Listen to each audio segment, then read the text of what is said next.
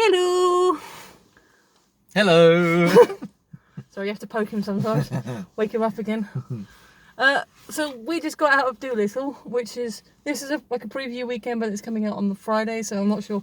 Because sometimes previews have like a big tail on, don't they? Like a couple of months. Yeah. This one doesn't. Short version. I liked it. I thought it was fun. Yeah, it was good. Yeah. Yeah.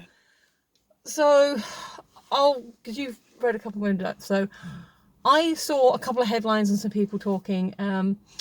There was like one thing that was like, so this is a film in which RDJ gives, Snogs a squirrel, and then the thing at the end, like just keep that in mind. And then people were like, well, there is context.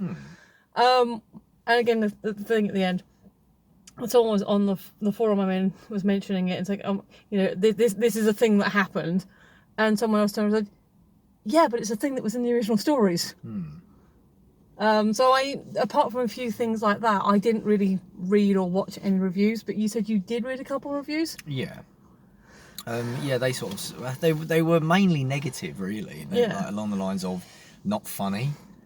I know. His accent was weird. It was Welsh, unless maybe the person who reviewed it just didn't know what a Welsh accent was. Okay, we'll come back to that in a second for reasons that I think you know. Right, okay, yeah. And what was the other thing? Oh yeah, like good for like really young kids, but older adults would just find it boring. Okay, yesterday was my birthday, 42. Yeah, he's 30 this year. And there were other adults there that I think were just adults there. Yeah. I will say this, there were a lot of kids in the audience, and they had a great time. They did have a great time, yeah. So, yeah, okay, kids definitely enjoyed this movie. Absolutely. But doesn't mean adults didn't as well. No. I didn't... we've said this before, and I won't use the proper language because this is a PG film. We always try to keep the thing. But we did see a film before last Witch Hunter. Do you remember what happened? No. Yeah, with the Vin Diesel movie, and we got right to the end, and the guy behind us was like, "Well, that was a load of shit." Oh, right, okay.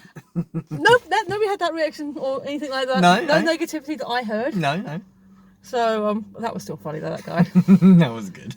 Yeah, no. Because he literally got to the end of the movie, didn't hear a peep out of the whole way through, and it wasn't until the credits rolled. So like, fair play, you kept it polite. Yeah. You got through the whole thing.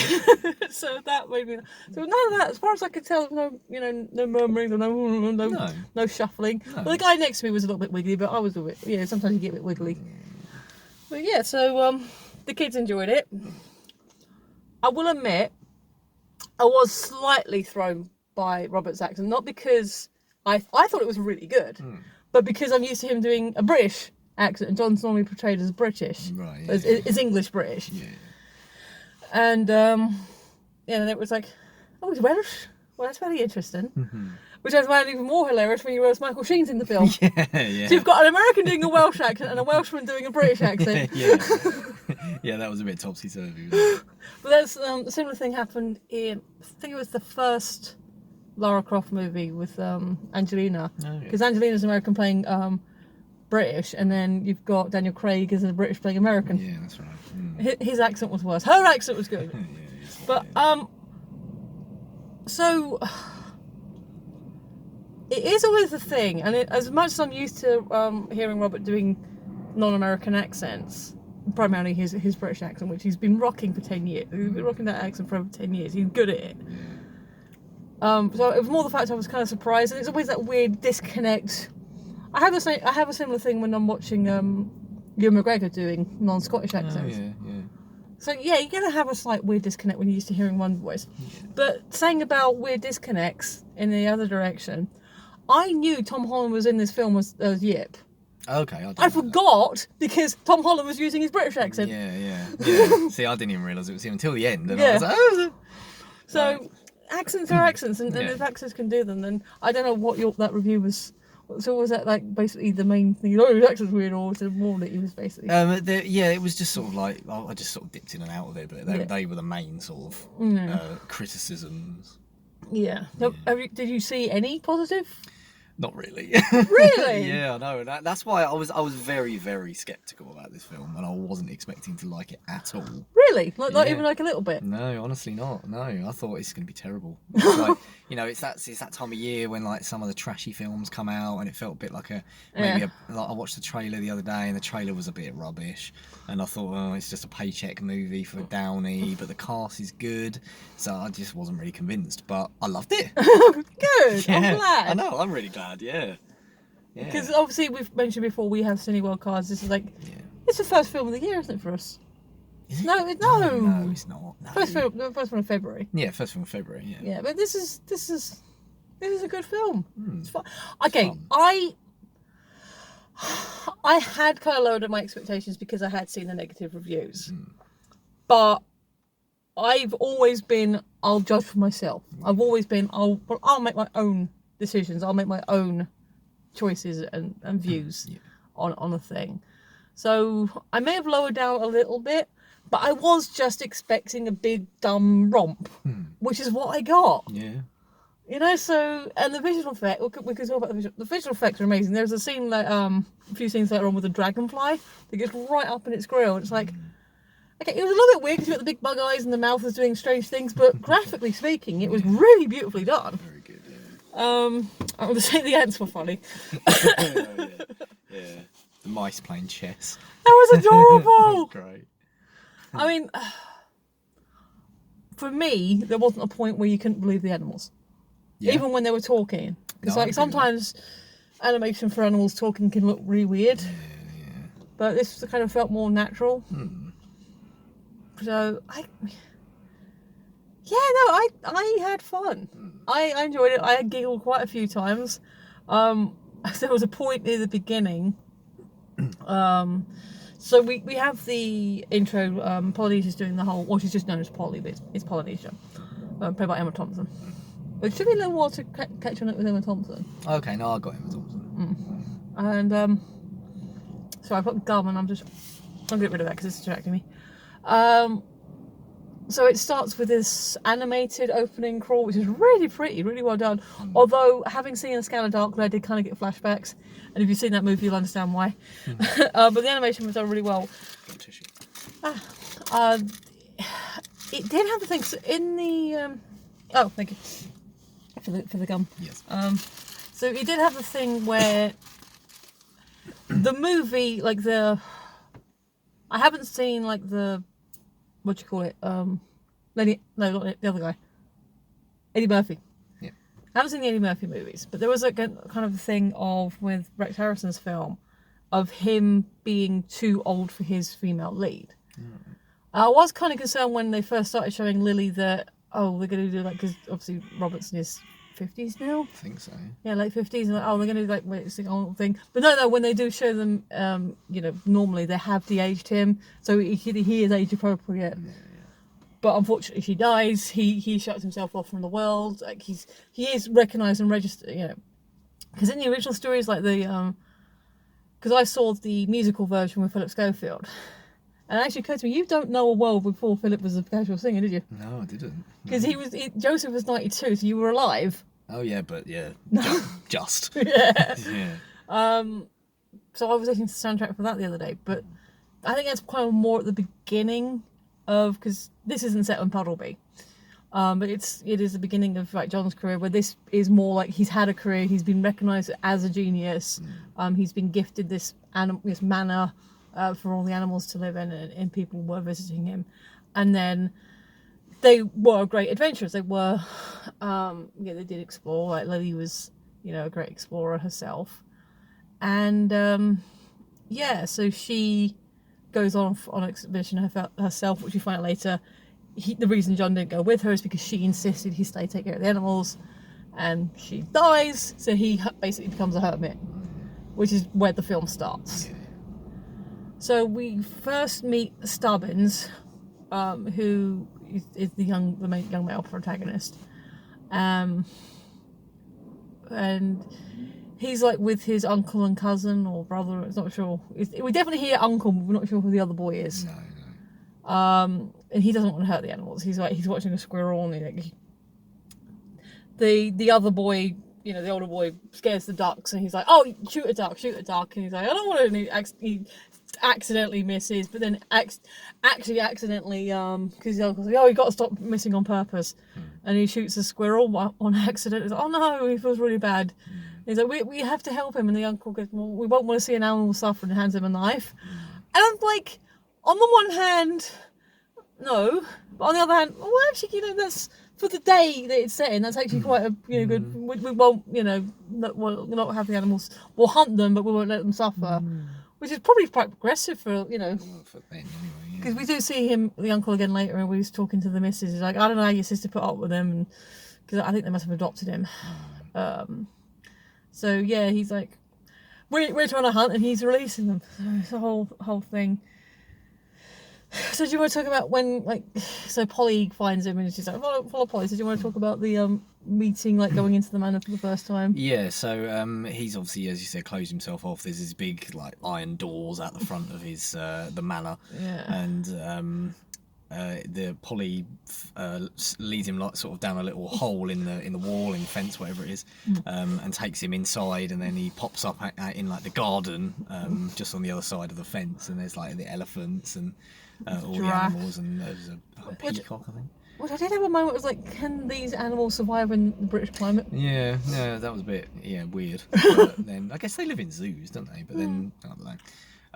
And then he's sort of on his way inside, and he gets trapped by a big fishing net, and hoisted up into a tree. Yeah. And then he sees this young girl approach him, and she says her name, is it Rose? Lady Rose, yeah. Lady Rose to you. And she's been sent especially by Her Majesty the Queen from Buckingham Palace to summon Dr. Dolittle to come and help the Queen, because she's gravely ill. And then he sort of spots Dolittle spots, well, no, one of the animals inside spots him outside, a boy, and he's like oh my goodness. But his reveal though is Hermit self. Oh yeah, with his big beard and the little whatever it was, the mouse that was living with the big beard itself. So we have this extended scene where he's playing with Chi-Chi, playing chess, and the mice are all putting the helmets on. Like, I think the mice know. I got the feeling that the mice knew how to play chess better than Chi-Chi did, because he's like confused. They're like me. So Chi-Chi's the gorilla. Yeah. And like you see Dab with his wooden foot. No, that's just funny. Or was it her wooden foot? Was Dab or... Yeah, I think it was a girl that dark. Yeah. But that was cute. But yeah, so we have this whole sequence of him being all, hermited. And then, like, so Lady Rose comes in and it says, you have to help the Queen, she's dying, I don't help humans anymore. And then, because before then, because he's trying to teach Chi-Chi not to be scared anymore. And he's go open the door, that's what we came here for, you open the door. And he doesn't, well, so there's this scene where, like, obviously Stubbins isn't expecting a gorilla to open the door, so he screams, girly scream. Yeah, oh yeah. Do you think that's a puberty thing, or they sort of exaggerated that a little bit? I think they probably exaggerated it a little bit for comic effect, which worked very well. Yeah. So basically, the gorilla and the boy are screaming at each other, and the girl goes, "Oh, for God's sake!" just walks in. Yeah, rolly eyes. And she says, "Look, you have to help the Queen." No, I don't. So she sort of walks away while the birds try and lead her off. And then the boy comes in and is like, I have an injured squirrel. And he's like, oh, crying out loud. And like the girl comes back. It's that whole thing, like, the boy and the girl basically end up watching the surgery because, and this is the point where he's snogging a squirrel. No, he's giving the squirrel mouth to mouth. Yeah. People do that. You see stories like, man gives dog mouth to mouth because it helps him come. Like, no, it's fine. It's kind of contextual.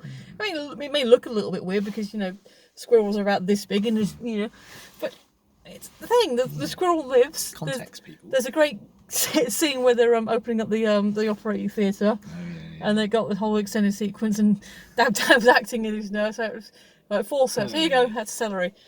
Forceps. Here you go. No, that's still celery. Forceps. No, that's was it parsnip? No, that's a carrot. Yeah, that's another bit of celery. It's a different bit of celery. So that's fun. But they save the squirrel.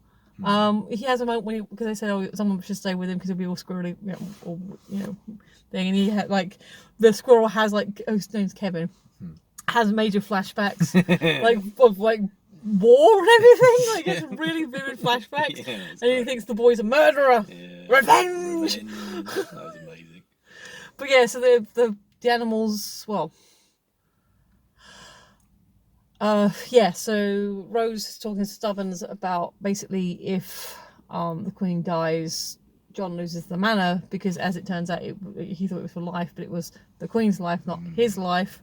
And as it turns out, the Queen's significantly younger than him, so she would have, probably outlived him. Yeah. And so they're all right, fine. So they go, you go, all right, we'll go to the palace. Not like that. And then they basically pin him down.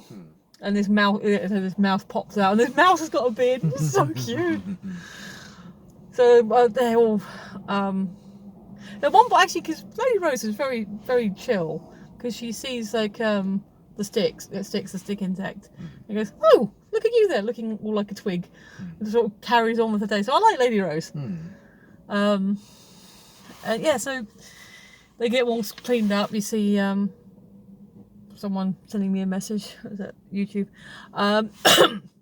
He's all dapper again. Sticks goes with him, like so he puts Sticks up his sleeve, and then like this baby sugar glider is in his hair, and that will come back in later. And so the ostrich. Well, she didn't quite catch the ostrich's name. No, I didn't get it. They did say it a couple of times. The ostrich comes out, great, cool, another day for me to wander around, strutting about with my own thoughts. What? No, he's clean. He's all neatly done. Oh god, oh no, oh no. There's a whole back and forth about him riding the ostrich. And Stubbins, because he rejects Stubbins, and he's like, "Oh, well, I don't need an apprentice. You go away, you go away." But he stows away in the back of the royal carriage, which is a very nice blue. Royal blue? I think it's a bit lighter than royal blue. But very pretty. So do you want to talk about them entering the palace? Oh yeah, so they all, like a big animal stampede with Dolittle on the back of the ostrich. Which does okay.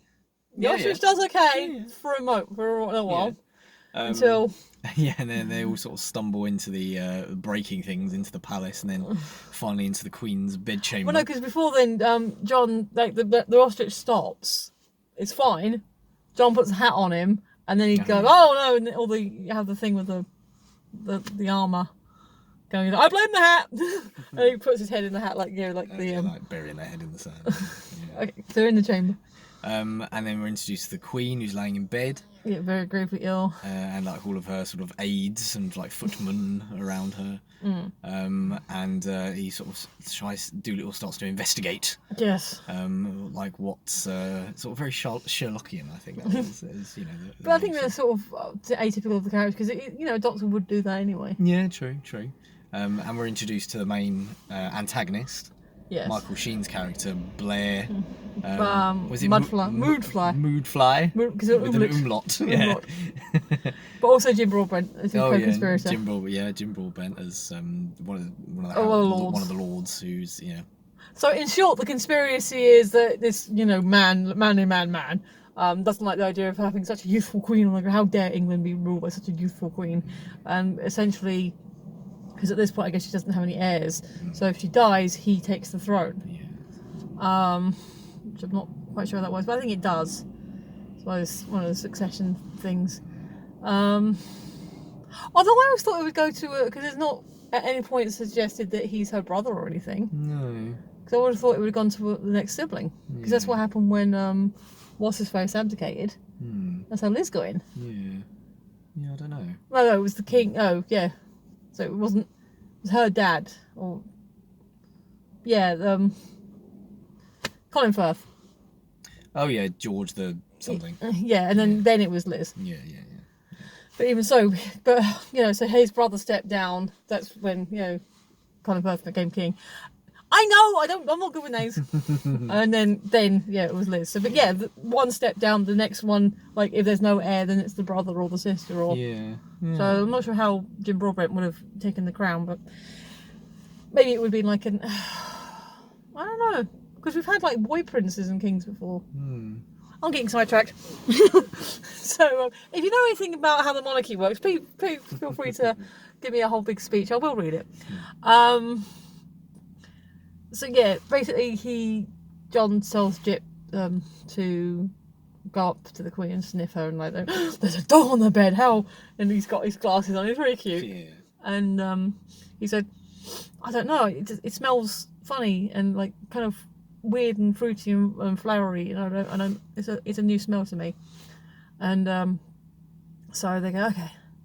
So he puts on some goggles. He's like, oh, I need a consort. And Mudfly, at one point they call him Muckfly, which made me laugh. But Mudfly, oh yeah, well, of course I'll. And he goes, no, he puts on these goggles and puts his head in the fish tank. Yeah. And there's like a squid at the bottom. What's her name? Lenore? Oh, I can't remember. Lenore or something. Because initially he was like, you know, what happened? What did you see? He goes, snitches get stitches. Like, come on now. Okay, she was fine. She had some tea, then she fell down. Okay, intrigue.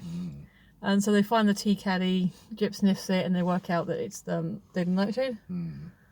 So they said, okay, so basically, there's going to be an eclipse. If she doesn't get this particular cure by then, basically she'll die. So they go off on an expedition to find the Eden flower, or the Eden fruit of this tree that's like on this island, which the only person who ever knew the location of it was Lily. Now I thought, I'm cutting out a whole chase scene here, but I thought originally that the ship was going to be called Flounder, because traditionally that's what Duke John's ship is called. Right. No, we find out later it was called Water Lily. Oh, that's very cute.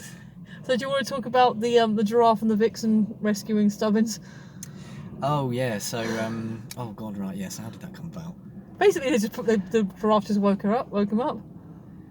Whereabouts did that happen? In his house.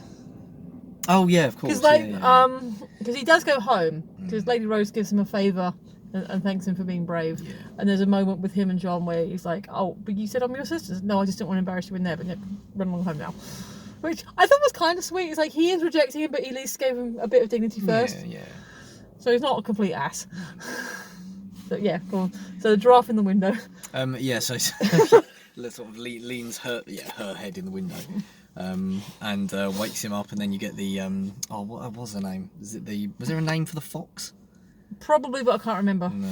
And yeah, this is sort of like on the neck/back of the giraffe. Because initially you think is she wearing some kind of hat, but no, it's the vixen. And she starts talking. Who's French vixen, which is kind of cute. Yeah. And they sort of like rescue him, and they're gonna take him on the voyage, the adventure, with Dolittle on the awesome ship, which is awesome. It is. So they started chasing, and Polly's like, why do this have to be chased? All rescues have to have a chase. I said, we're not in trouble. I said, well, we are. We're wanted and free from the forest. Yeah. Oh, yeah, they have all the policemen on horseback chasing them through the village. And you just got kids going, ah! Which, to be fair. Yeah. We'd all do that. Oh, my God. Yeah. Giraffe riding, or vixen riding a giraffe. Yeah. Your lights are weird. And your engine's not on. Ah, there we go. There we go. Need to demist anyway. So that will happen. So they do the big dramatic jump. They miss the dock. Still broken. But Stubbins sees the bridge. We'll go to the bridge, and then he's like just this big jump thing, and John's watching all this. He's like, oh, and he's like, fine. Because he gets annoyed at Polly because like the boy could have died. So fine, you're here now. You work, and he's a bit reluctant at first. Like you do this and tidy that, and he's knocking things over, and so we get this whole sequence of the animals crewing the ship, and John being a bit grumpy about it, but Stubbins diligently working and listening, and he does learn animal, and so at first they go to I can't remember what they called it now.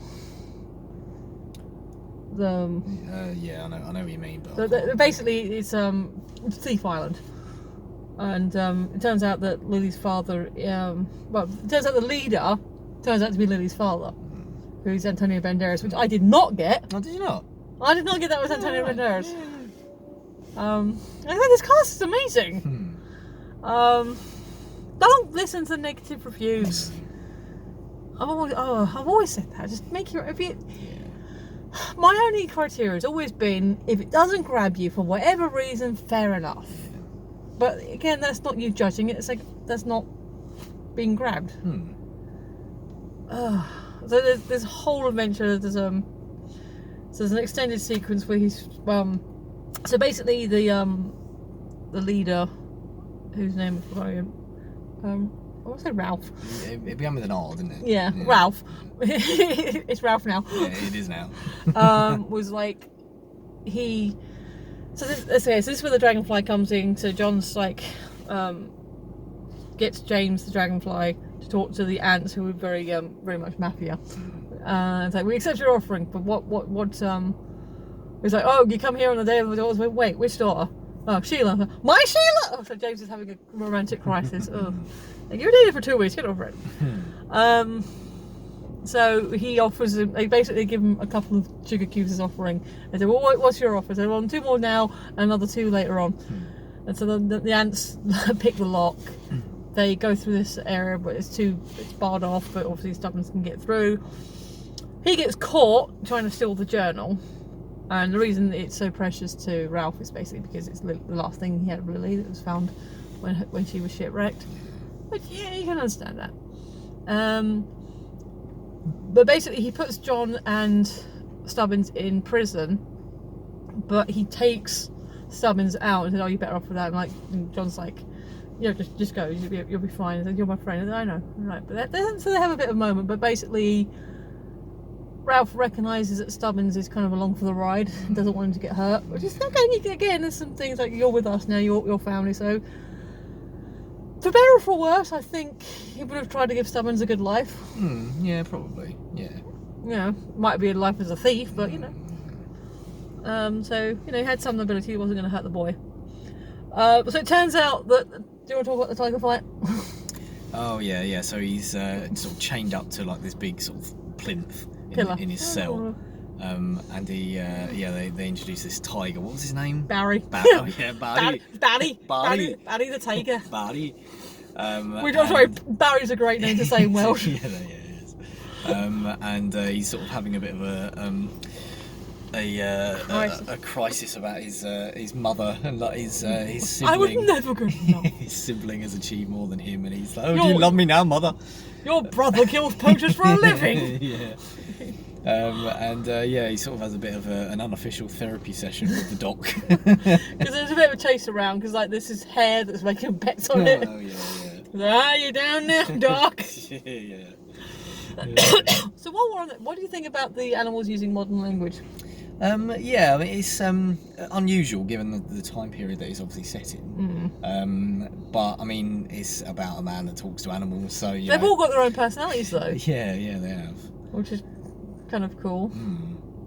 Oh, actually, we have to talk about before they got to the island where because Mudfly and the Lord basically were conspiring, and like this is because there's a great scene earlier on where John leaves sticks lying around. Oh, that's what we didn't. So when John goes to talk to the squid, the sugar glider's still in his hair. So she's like squeaking and complaining. He's, oh God, I'm so sorry. And then she shakes out and goes, yeah, frizzy. And everyone laughed. All the kids, but that was cute. But yeah, so basically he started talking about, oh, was that a Turner? Oh, that's a very good picture. And you see Sticks walk out from under his sleeve, and so basically Sticks is the fly in the room. He's like the spy. Like Jip stays as well, and he advises Lady Rose to only let food that you prepare. So yeah, that will happen. But so they basically conspiring in the Queen's chambers. I guess that's they set their head at Buckhouse, but. Yeah, basically saying, oh, I'm going to send Britannica along and you can go along on the voyage. So they notice, like, Stubbins notices first and he's like, roar! And the polar bear's like, what? You want a carrot or you want a pickle? I said, you want a pickle? No, warship. Oh, it's a warship. Oh, so there's a whole thing where they harness a whale, like they do this thing and they put a signal out on the whales. And Moodfly's talking to his assistant, like, how are they pulling away from us? Well, it appears that they've answered. I know, it's a rhetorical question. Like, well, that was funny, but like, they basically before that, like John and Moodfly see each other through their own scopes, and oh look, it's a chinless wonder. Like, did he just say something about my chin? Yeah. He did, didn't he? Oh, and you have a very noble chin, sir. So yeah, I did like Moodfly. Yeah. I mean, it's Michael Sheen, so you know. Yeah, you can't go wrong with him, can you? So that was fun. But yeah, so basically they managed to pull away, and there's this whole thing. So yeah, John and Barry bond again. Well, they start bonding, and then he's like, no, but then he manages to get up on a high ledge, then catches the light, so he starts doing the light trick. So the cat's like, oh, there's still a cat, and he's like, light, put it. Yeah, There's always a cat. And that was funny, and then, again, the kids love that. Yeah. And then see, I guess we're kind of just what we think. This thing is it technically an adaptation? I guess we'll say spoilers now because I'm getting towards the later half of the movie. The animal, like James tells the animals on the ship, John needs help. So Chi-Chi, Polly, and the bear, because the polar bear is still a bear, so the polar bear can still swim, can still, so they're living a more domesticated life, but they still are animals. They still can do what those animals can do. Yeah. So there's a few times where you see the bear in the water and being an awesome polar bear. So he basically jumps off, swims, and he blows up the armory. Chi-Chi and Polly basically sort of cause a distraction, like they rescue. Chi-Chi actually has a moment where he throws Barry down. They have a throwdown, like gorilla tiger match. Come on, that was cool. And he basically puts him asleep a hole, so Barry doesn't die. He just gets put to sleep. And the hair's like, oh damn it, I had like 50 grand on that fight. Oh, like I'm gonna pay that. Yeah, I just won't pay. So that was fun. But yeah, so they had the big rescue. Whilst everyone else is distracted, Stubbins goes back to where. Oh, okay, because before then, like, oh yeah, by the way, he seems like to James, sorry, it's to Stubbins like, oh, it's alright, he likes cats, but it's alright, we'll just fly. Oh, I see the problem now. So there's a whole sequence where Stubbins climbs, basically plays the floor as lava. That was good. That was quite cool. And yeah, so he goes back, gets the book. He goes, hey John, I've got the book, and then like Moodfly's there, and it's like, thank you, I'll take that. Oh, by the way, John, sorry about the hole in your ship. Like, what? And that's when you find out it was called Water Lily. Yeah. Like, aww. And so he has this whole. There's a sequence because throughout it, the ostrich and the polar bear have been like a bit each other because like I was like, we're bros. No. Like he's like, well, you even a bird? Like, you even a bird? Because like, can you swim? No. Can you fly? Like, what can you do? So, well, you a bear? What can you do? He roars it. It's like, okay, you win this round. But they have a bit of a bromance going because he's still the ostrich is still on the water lily when it's exploded. So all the animals, like obviously the ones that can swim and fly, sort of are safe or help the other smaller animals. But I think probably after Chi-Chi and the bear, like the ostrich is probably the largest animal there. Yeah, I think so. And so yeah, so he basically swims out, rescues him, puts him on a bit of floating debris, and he said, "Oh, bro." So they have like a bonding moment on back on the dock. And then John's like talking to them about talking to Stubbins basically about what happened, and like how he still misses Lily. And so Ralph overhears that and says, because he's talking about, do you know what's really John's like to someone, do you know what's really ironic? I don't know what ironic means. Like, ironic is when you love a woman and you let her go because she says to stay and take care of the animals and she dies. And then Ralph's like, no, what's really ironic is when you want to kill someone with all your life, but your love for your daughter is stronger. And he basically gives them a new ship. Well, new old ship. It's a bit of a fixer-upper. At one point he puts his foot on the cannon. But they make it to the island. And Jordan will talk about the island stuff then. Because I'll do a lot of talking. So they come across the. They're looking for the what's it called? The tree. Like the Eden tree. The Eden tree. And they get to sort of the area where it is, and it's guarded by a ferocious dragon. Yes, I didn't catch who voiced her. No. So the dragon's guarding the tree, and then the dragon has sort of got Dolittle in her grasp, like wrapped around her tail. Yeah. And so he starts talking dragon, which I guess is like an advanced, lizard, reptile. And you discover that the dragon, had lost her husband dragon, her partner, yeah, dragon hubby. And Dolittle sort of has a little heart to heart with her and says, "I know what it's like to lose someone close to you." Yeah, it's really sweet. And then it turns out that probably a lot of her frustration is coming from her constipation. And she obviously over the years she's like defending the Eden tree. She's eaten the travellers who have the soldiers. Yeah, and she's like got all armour and stuff in her colon, and a set of bagpipes. So this is the part where people say, "Oh yeah," because this basically happens, and there's a fart joke. Yeah, but it's a logical fart joke. It is. Yeah, it doesn't come out. There'll be some wind, and you see it because obviously she's gonna have a larger than normal orifice. She's not a huge race. We're not talking Smaug levels. No. I'd say like what, about 3 or 4 elephants. Yeah, not massive, but big enough. Yeah. And like the Kevin squirrel gets sort of knocked back and I can taste that. That's probably like the grossest joke, isn't it? Yeah, I think so. Yeah, but it fit. But I mean, before that, there's the thing with him and Woodfly, and like, look, we're in a cave. We're in a cave. Where do you think the tree's gonna grow? The trees don't grow in caves. Like, I don't know. And he plants the flag. I will find this thing, and that basically wakes her up. And he kind of gets knocked out. He's like, because John knocks him out the way. He's like, my life has been saved. I got a new second chance. I could be better now. And he holds up the gun. Like, take him, not me. I'm good now. Yeah. But he kind of gets knocked for 6, and we do see him later on, like in the mid credits.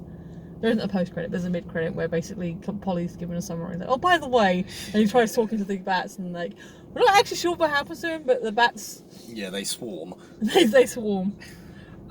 So after their heart to heart, and he pulls out the girl, and obviously all the animals are trying to soothe her and like, oh, it's okay, we'll be fine.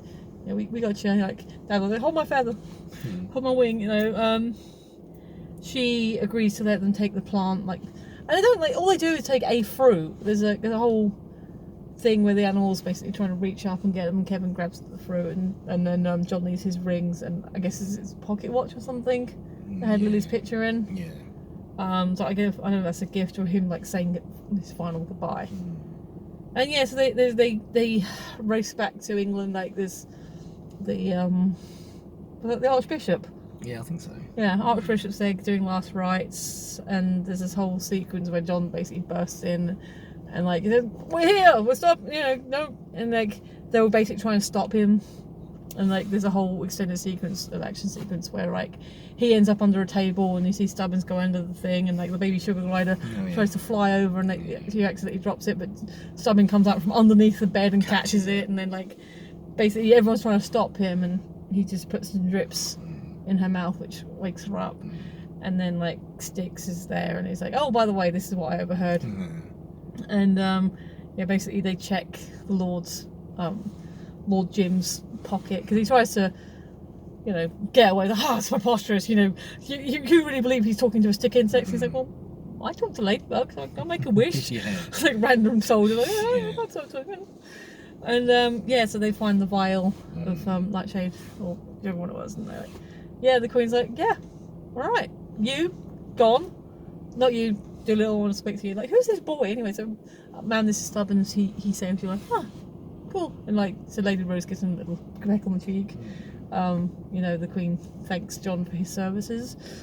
And then, kind of, dance party. No, it's not a dance party, but they have the, you see the brass on the door where it's like, Dolittle and an apprentice, and like, open to adventures, inquire within. So he basically opens the doors again and opens up his surgery. So it's really cool. And then, what do you think of the art at the end?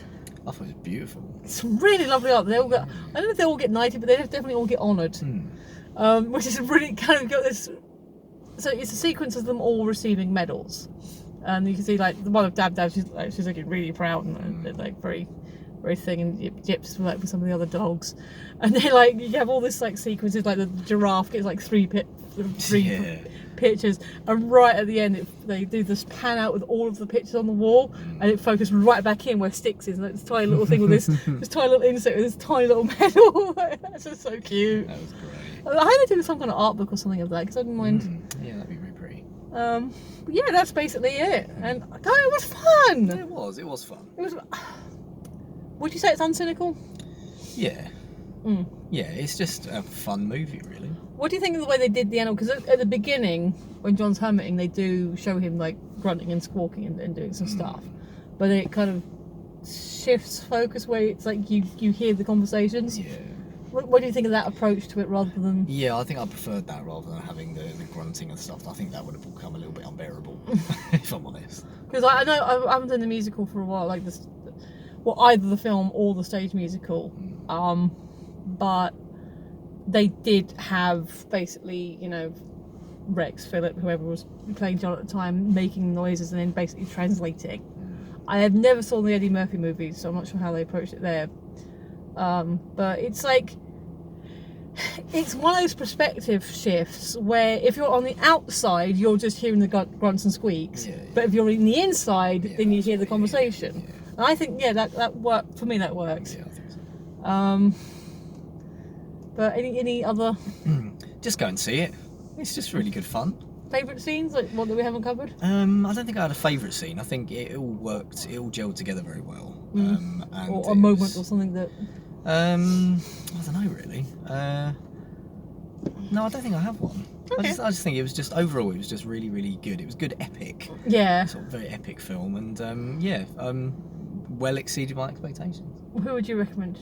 What would you recommend? Anyone. If you've got kids, obviously at any age, they'll love it. They'll find it hilarious. No scary bits. No scary bits. Even the dragon stuff is like it's a little bit. There are a few moments that are kind of a little bit intense, like with the battle on the ship, but nothing that's overly scary. I don't think. Like I said, I didn't hear any like screams or.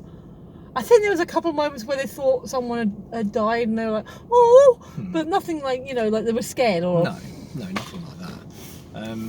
But no, I think anyone. I mean, we enjoyed it. Yeah. Go and see it. It's good. Yeah, it was fun. We had a good time. Yeah. I don't think the accents were weird. No. I thought it worked. Yeah. Like I said, it only surprised me that he was playing Welsh and not British. I'm used to him playing British. I don't know why he decided to do that, but I have not read the original books. All